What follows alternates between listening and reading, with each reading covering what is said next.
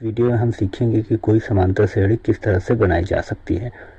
तो आपको किसी भी समांतर श्रेणी बनाने के लिए अगर पहला पद दिया हो, मान लेते हैं कि हम पहला पद ए है और एक निश्चित संख्या जिसे हम कॉमन डिफरेंस यानी सार्वंतर कहते हैं वो डी है, वो बारी बारी हर पद में जुड़ के हमारा अगला पद बनता है। तो अगर पहला पद हमारा ए है तो दूसरा पद क्या हो जाएगा, आपको पता है दूसरा पद बनाने के लिए हमें पहले पद में सार्वंतर जोड़ना पड़ेगा, तो वो आ जाएगा ए प्लस डी। ये हमारा दूसरा पद आया।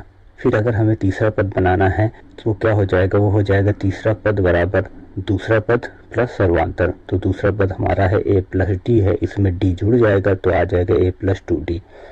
इसी प्रकार का चौथा पद निकाला जाए तो वो आ जाएगा तीसरा पद प्लस डी, और तीसरा पद हमारा है ए प्लस टू डी है, तो चौथा पद हमारा आ जाएगा ए प्लस थ्री डी। तो इसी प्रकार अगर मैं पांचवा पद निकालूं तो वो आ जाएगा ए प्लस फोर डी, और छठवां पद निकालूं तो ए प्लस फाइव डी। तो इस प्रकार से हम एक समांतर श्रेणी बना सकते हैं जिसका प्रथम पद और सर्वांतर हमें दिया हो। अब आइए इस समांतर श्रेणी के व्यापक पद यानी जनरल टर्म के बारे में पढ़ते हैं। तो मान लीजिए कि समांतर श्रेणी का पहला पद ए है और सार्वंतर डी है।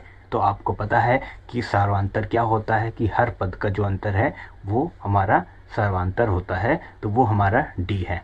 तो यहाँ से स्पष्ट है कि अगर पहला पद ए है तो दूसरा पद क्या होगा, वो दूसरा पद होगा कि हम पहले पद में अगर सर्वांतर को जोड़ दें तो दूसरा पद हमारा आ जाएगा। तो पहला पद अगर ए है तो दूसरा पद होगा ए प्लस डी।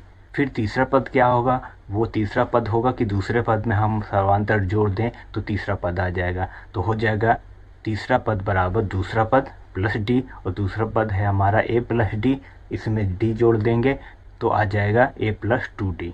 इसी प्रकार जो चौथा पद होगा वो तीसरे पद में डी जोड़ना पड़ेगा, और तीसरा पद है हमारा ए प्लस टू डी, तो इसमें डी जोड़ेंगे तो ए प्लस थ्री डी होगा। तो उपरोक्त पदों को मैं लिख सकता हूँ। पहले पद को लिख सकता हूँ A plus one minus one into D, दूसरे पद को लिख सकता हूँ A plus two minus one into D, और तीसरे पद को लिख सकता हूँ A plus three minus one into D, और चौथे पद को लिख सकता हूँ A plus four minus one into D.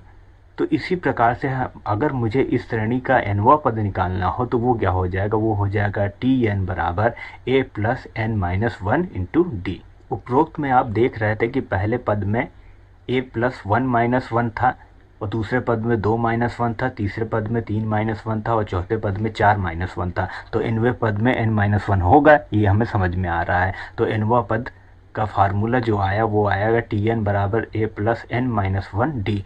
यह एक समांतर श्रेणी का व्यापक पद है। अब अगर किसी समांतर श्रेणी में n पद हो तो जो nवां पद होगा वही लास्टवां पद होगा। तो यहाँ मैं टी एन बराबर एल रख सकता हूँ। तो हमारे लास्ट पद का जो फार्मूला बनेगा कि अंतिम पद बराबर होगा एल बराबर A plus N minus one D.